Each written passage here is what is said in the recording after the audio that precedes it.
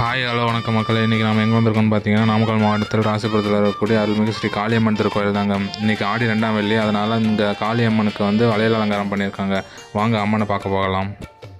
ஆடி வெள்ளியிலே தாயின் சந்நிதியில் பொங்க வச்சு பாருங்கம்மா. ஆடி வெள்ளியிலே தாயின் சந்நிதியில் பொங்க வச்சு பாருங்கம்மா. அம்மா பூங்கரகம் தூக்கி வந்து வேப்பிலையில் ஆடை கட்டி முளப்பாரி ஏந்துங்கம்மா.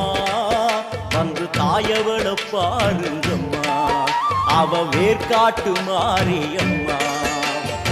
ஆடி வெள்ளியிலே தாயின் சந்நிதியில் பொங்க வச்சு பாருங்கம்மா.